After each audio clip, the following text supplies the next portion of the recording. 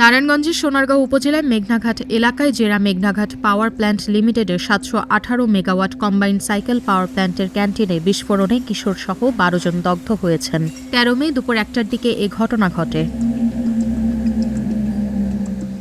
Fire service ও police জানায়, ক্যান্টিনে খাবার খাওয়ার সময় হঠাৎ বিকট শব্দে বিস্ফোরণ ঘটে।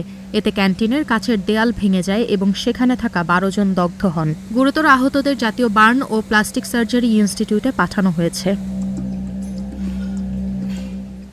দগ্ধদের মধ্যে আমির নামের একজনের শরীরের ৮০%, কাউসারের ৫৯% এবং শঙ্করের ৪৬% পুড়ে গেছে।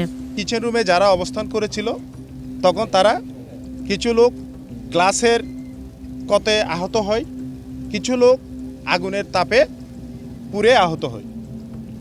আমরা ঘটনাস্থলে এসে কোনো আগুন কিংবা কোনো ভিকটিম পাই নাই। ভিকটিমগুলো কর্তৃপক্ষ নিজস্ব উদ্যোগে ঢাকা বার্ন ইউনিট হাসপাতালে ভর্তি করেছেন।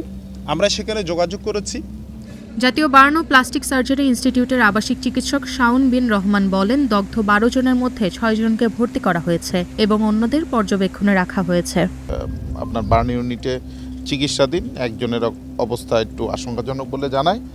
আমরা বিষয়টা এখানে এসে দেখি, তাদের সাথে কথা বলি। গ্যাস সিলিন্ডার বিস্ফোরণ এড়াতে নিয়মিত রেগুলেটর বন্ধ রাখা, মানসম্মত যন্ত্রাংশ ব্যবহার এবং রান্নাঘরে পর্যাপ্ত বাতাস চলাচল নিশ্চিত করার পরামর্শ দেন বিশেষজ্ঞরা।